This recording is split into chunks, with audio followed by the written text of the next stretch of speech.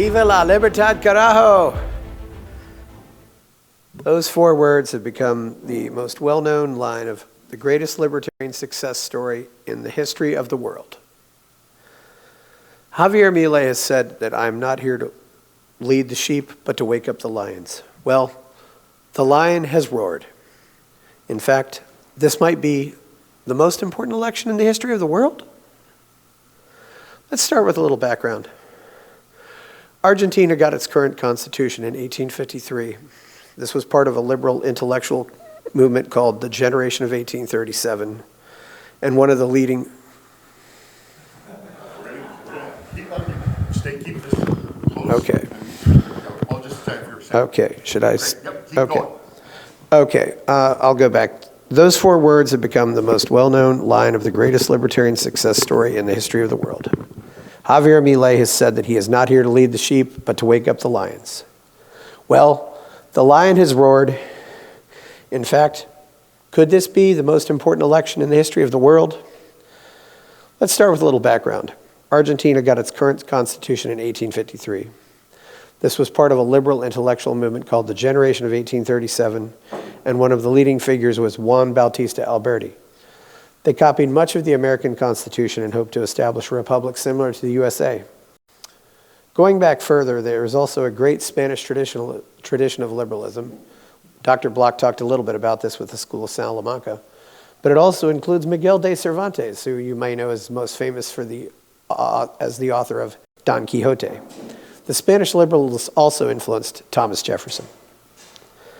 Thanks to that tradition of liberalism, Argentina became a rich and prosperous country. By 1900, they had a standard of living similar to that of the USA. It was easily the best place to live in South America. They attracted many immigrants from Europe, many Italians, many Germans, all over, and it's often considered the most European country in South America. Of course, like a lot of other places around the world, they were infected with the disease of economic collectivism. This affected, and one of the leading figures, of course, as you probably know, is General Juan Perón. Peronism has been a dominant force in the politics of Argentina since the 1940s. They've had several military governments, a civil war in the 1970s, and the country has been democratic since 1983, which is actually, I think, maybe their longest period of democracy. Of course, as we all know, democracy doesn't necessarily solve these problems. Go back just 10 years about this time. 1 American dollar would have gotten you 8 pesos in Argentina. Today, at the end of 2023, $1 would have gotten you about 800 pesos. So yes, inflation has been a problem. It's been an economic disaster. As some people have said, Argentina was on the verge of becoming another Venezuela.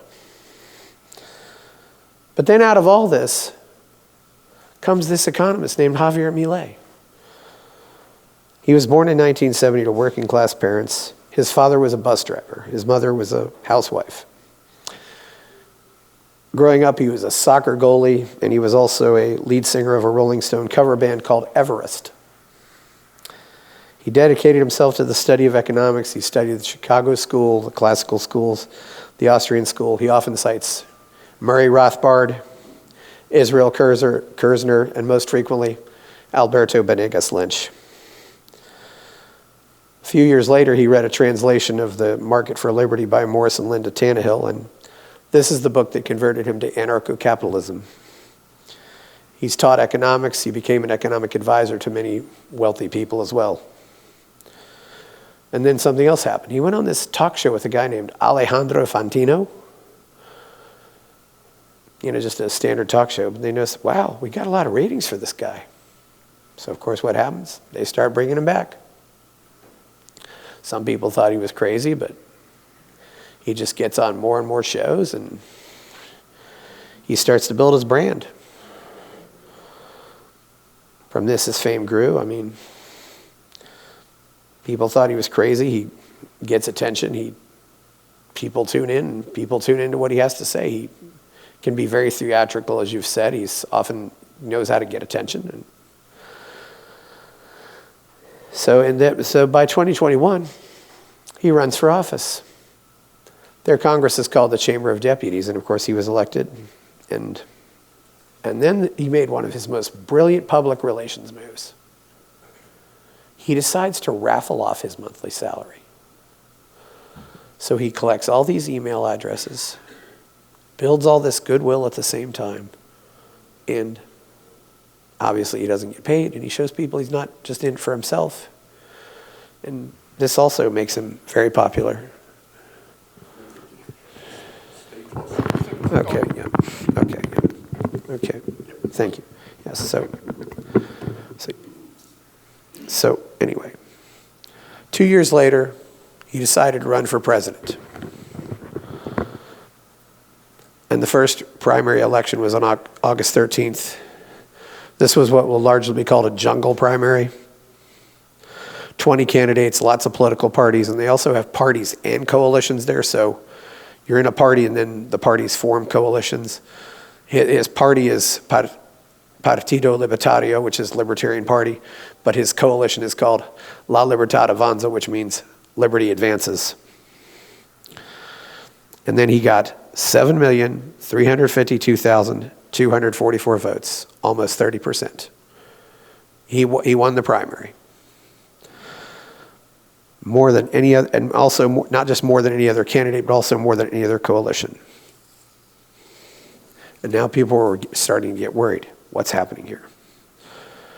And naturally, this got a lot of attention around the world, because I don't think a lot of libertarians necessarily thought it was possible, but now they thought, well, maybe it is possible. Now from that, they took 5 candidates, top candidate in each coalition, and everybody who got at least 1%. So this was Javier Milei, Patricia Bullrich, Sergio Massa, Juan Schiaretti, and Miriam Bregman. Massa had 21%, Bullrich had 17%. Schiaretti and Bregman both had less than 5%, so they were realistically out of it.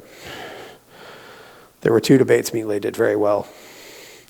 And this was something I noticed that was very interesting about Milei. He's often laughing and smiling during the debates. When the other people was talking, I don't know if it was just he thought it was funny, or maybe he was just. But he looks like he's having fun. He always looks like he's having fun. And he did not pull any punches in this debate. I mean, Miriam Bregman, for example, is an outright communist, and he said to her, "Why do you embrace this ideology that killed 100 million people?" This guy does not pull any punches, but he also manages to do it in a way that doesn't sound angry, which I think is very powerful. And he certainly got plenty of criticism from Bullrich and Massa. And contrast this to Sergio Massa, who just looked like he was a statue. I mean, the guy just looked like. Massa, by the way, was not the incumbent. The incumbent was a guy named Alberto Fernandez, and he decided not to run because conditions were so bad. And it's realistically that Fernandez probably would have lost. So anyway, on October 22nd, we get the first round of the general election. Massa gets 37%, Milei gets about 30%, but he did go over 8 million. Bullrich got 24%. So what happens soon after that? Bullrich decides to endorse Milei. I had to take back a lot of nasty things I said about Bullrich on my podcast and on my Twitter feed. And then when the final vote happens on 19 November, Milei gets 14,554,560 votes, or 55.65. This was the highest number of votes ever for a president of Argentina. And he was sworn in on the 10th of November, Sunday morning. They were 3 hours ahead of us, and I remember telling people, get up tomorrow to watch the inauguration, which I did. So now, let's look back now what happened since then. We're talking 4 months of budget surpluses. He's cut many regulations. He's cut employees, cut departments. He also mandated that employees had to come in, so that motivated a lot of them to quit if they were doing anything else. And while inflation is not completely leveled off, it's certainly slowed down a lot. I mean, they've gone to maybe single digits inflation now. So now this looks like it's one of the. I mean, he's really producing the results right now, although it's not been perfect, but I don't know if anybody can be perfect. And it has shown how difficult it can be to drain the swamp, so to speak. This is a country of almost 47 million people, the 31st largest country by population. This is the greatest political triumph for any libertarian, and it's not even close. Maybe this will start a revolution. I don't know, but I do like to say that it's the most important election in the history of the world. And even before this election, some people on my podcast told me, he's already won. I was in the airport in Lima, Peru in January, and I saw his book in that airport. People all over the Spanish-speaking world know about this guy. He's extremely popular with voters under 30. I mean, again, the most successful libertarian salesman ever. And one really funny thing in all this, the socialists lowered the voting age to 16 because they thought it would help them. Well, guess what happened? They all love Milei now. But the question is, how did this happen? What did this guy do differently? We have seen so many libertarian politicians try and fail. They run for office. Maybe they do win at the local level, but nothing like this. I mean, I don't know who's been closest since then. We've had, you have a mayor of a town of 60,000 or something like that, but not 47, a country of 47 million. There are several factors here, and the first thing I think is his personality.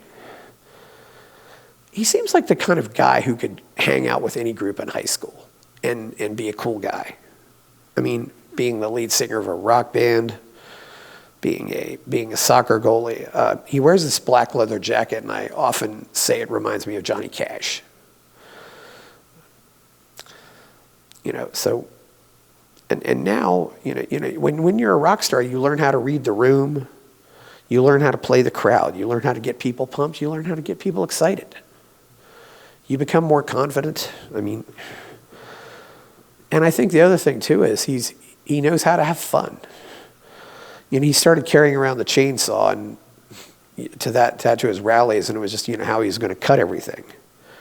It was really a brilliant move, and he just seems to enjoy meeting people and getting to know people. After his inauguration, he was actually flying on regular airlines for a while. Airlines that everybody else was flying, and you'd see videos of him posing for all these pictures with people. Everybody wanted, hey, when do you want to get a picture of the president? He's on the plane, and he would just talk to them and just be a regular guy. It's unfortunately, he's no longer doing that. A bunch of security advisors said not to do that anymore. I happen to know Joe Inskousen told me that they're going to have a security team with him when he's up at Freedom Fest in July. So that is one thing that has changed. But here's a guy who seems to really love meeting people, and that helps a lot. I've noticed sometimes that a lot of us libertarians can be very serious, and sometimes we take ourselves a little too seriously. And I know I'm guilty of this as well. So I think it's important that a guy can go out and have fun at the same time.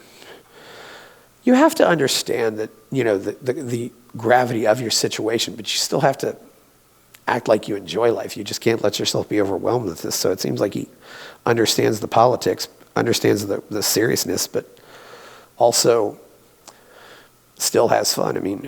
And so, this is the guy who's having all the cool parties. So everybody wants to go to the cool parties, and that's the big factor here. He's made himself cool. People want to hang out with the cool guy. He's the popular guy now. He's taken on that personality, And the thing I've noticed too is you can get away with a lot more when you're the cool kid. There's no doubt about that. He can say things that are more outlandish or do things that maybe seem a little crazier, and people say, wow, that's cool because he's the cool guy doing it. You don't want to go too far, but there's a sweet spot. I think this is something, I think when more nerdy people try to do these same things, it bombs for them. It's unfortunate. Another thing, I think the fact that he comes from a very working class background, he has not forgotten how to talk to regular people. Certainly he can go to a dinner party and talk to the PhDs or even Nobel Prize winning economists, and he'll hold his own with them. but he can also go out and talk to, construction workers or plumbers or cab drivers or bus drivers and explain these concepts in terms that they can understand. I just recently remember telling a guy who was running for office, I said, "You use too many big words," and he didn't seem to understand why using big words is a problem. But so, and there we have it. And of course, he didn't win. I also have noticed that there's a dichotomy between what I would call libertarians at birth and maybe more converted libertarians. I feel like I've always been a libertarian, so nobody really had to convert me. I learned from various writers over the years, but I still always had that at the core. But when you have somebody who's been converted, it's definitely much more different impact on that. So it almost seems like maybe you have to be a converted libertarian to be good at converting other people. Certainly we have some great converted libertarians out there. And I also, and not to mention, this was also done on a very low budget. The reporting requirements are rather loose in Argentina, and there's also a lot of money done off the books, whereas in America, everything, you have to report everything you take in, everything you spend. But I've heard that people have said that Sergio Massa spent as much as 10 times the money as Milei did. So again, this is another thing, I constantly hear my libertarian friends complain about money, and I understand, but if you figure out creative ways to do things, money is not as much of an issue. I really wonder also how many libertarians would have quit after the what was a loss in the first round of the general election. Would they have just said, "Oh, the system's corrupt, we can't win"? Milei's people didn't do that. They carried on, and they ended up getting a big win. They went from 30% to 55%. So this has been, when the Berlin Wall came down, we didn't think we'd be fighting socialists 35 years later. But now we have what might very well be the capitalist version of the Bolshevik Revolution. Maybe this will change the world. More importantly, some people say that South America follows the rest of Argentina. And goodness knows these countries need Javier Milei as well. I think South America could very well be what saves Western civilization right now, because they haven't fallen into a lot of the problems that, say, the US and Canada have. They still have a basis there, and they can still possibly be, maybe we can arrest this before it becomes much more of a problem, although from what I hear, the colleges down there are just as bad as they are here. Furthermore, I do wonder if it's this difficult to drain the swamp in a country of 47 million, what's it going to take in a country of 330 million? Canada is obviously smaller, but I'm an American, and I see a country that's a lot bigger and a lot more corrupt.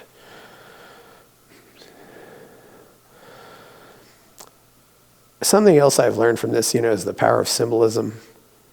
If American libertarians can learn nothing from this, I said, get rid of the porcupine and replace it with a lion. Because, everything, learn as much as you can from this, but, when you think of a lion, you think of the king of the jungle or the Lion King or, a powerful leader. You don't think of that when you see a porcupine. Doug Casey has often said that he thought Argentina was a place where there was optimism. He loves it, and that's why he lives there. So Milei is now more popular down there than he was on election day. The approval ratings are mostly over 60%, and hopefully next year he'll get a friendlier Congress. And if he gets a friendlier Congress, that could definitely lead to more capitalism at the ballot box. So I wanted to leave a lot of time open for Q&A. I do want to thank all the people who came on my show to talk about this. I've got to tell you, it's the easiest thing in the world. Everybody loves to talk about a winner. And this is a very popular thing. And I'm on Odyssey, YouTube, Rumble, and BitChute. So I'll open it up for questions. Viva la libertad, carajo.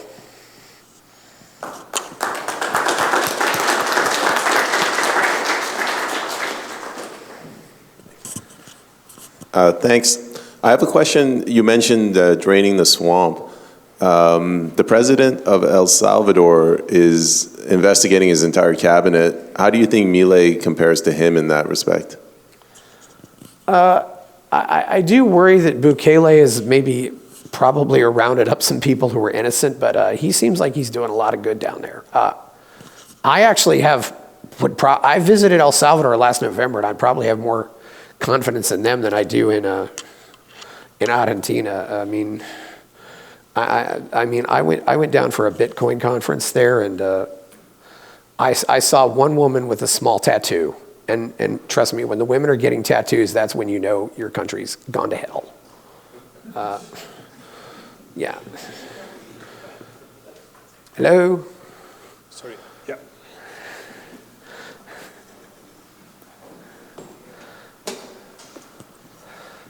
Hi, how are you? Hi, so Milei, of course, is a phenomenon, and as a Rothbardian, I'm thrilled about him, and I think the best part of him is his speeches. He's better in speech than he's actually doing things, most because of he doesn't have the whole Congress by his side, but sometimes as well because he cannot be considered a libertarian on all his points.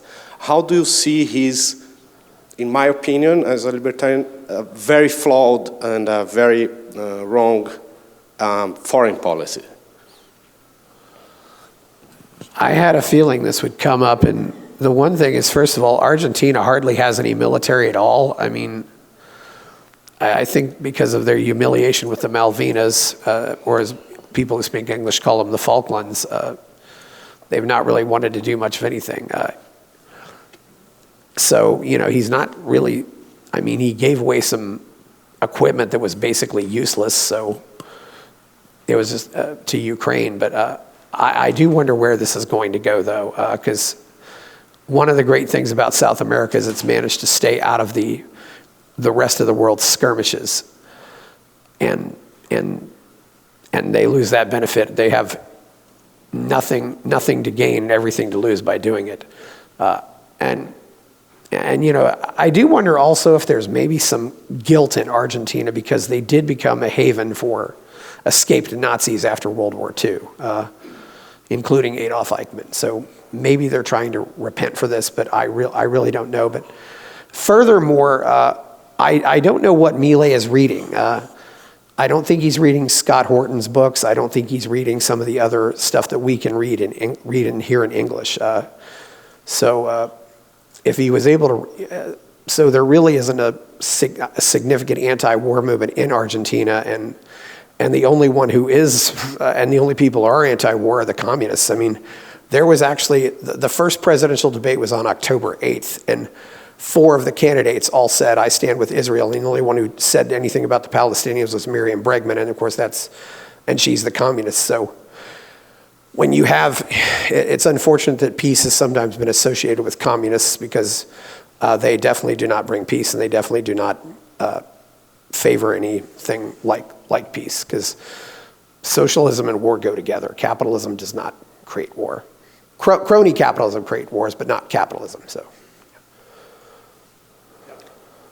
Chris? Yes, hello. Walter Block, Professor Block did a nice talk before you contrasting Austrian economics with Chicago School economics. And so this question is for you and Professor Block, actually. I'm wondering if one of you could sort of compare and contrast Milei's economic reforms with the sort of Chicago boy sort of shock therapy is what they call it that we've seen in South America in the past. So either you or Professor Block, if you could talk about how what he's doing is different from that. I have to admit I can't really comment on that. People have compared, there have been some comparisons to Bukele in El Salvador, and also Guillermo Lasso in Ecuador, because Ecuador is also a dollarized country. He doesn't seem like he's necessarily, I don't know what's going on with the whole thing to dollarize Argentina. I think but that is a way to get rid of the central bank. And one thing that is, most people in the crypto community also seem to be pretty positive about Milei, and that's a good sign because, I'd love to hear from Walter Block as well.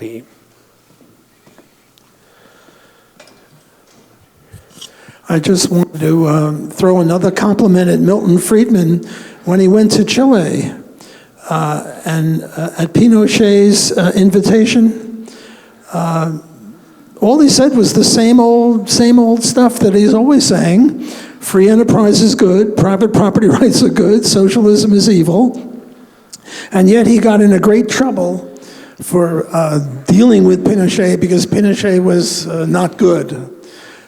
He went to China also. He went everywhere. He was very peripatetic, or he went all over the place, sending out the message. I would say of the people that are responsible for libertarianism, the most would be Ayn Rand for my generation, and then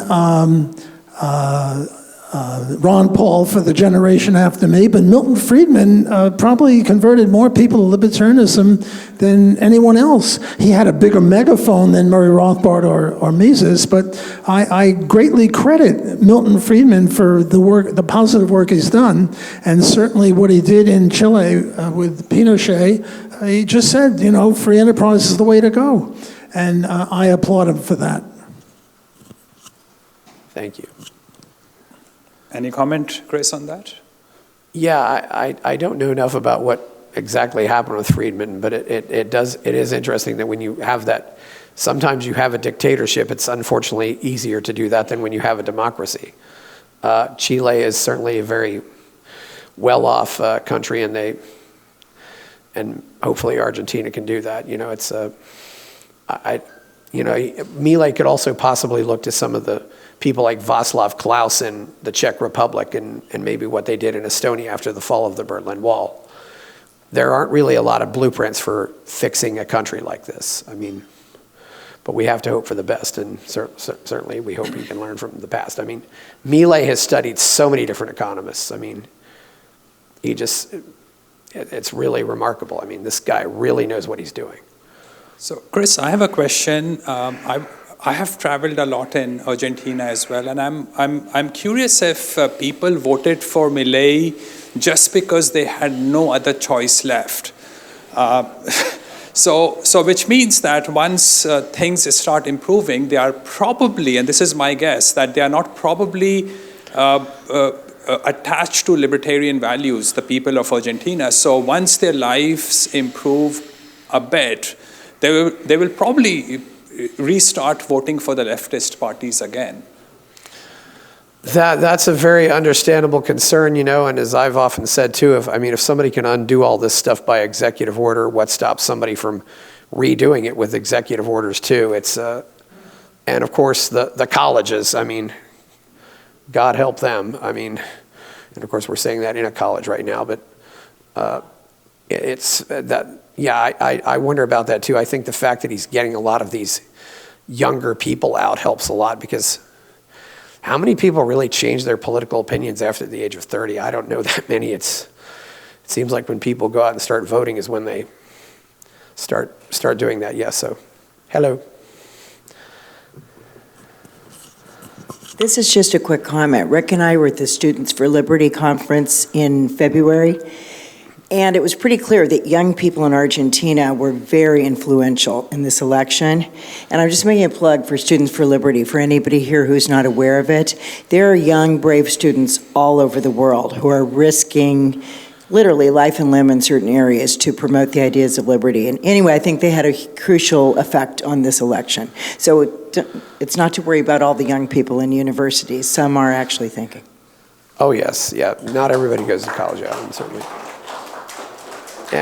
And he also got a lot of help from Venezuelan migrants.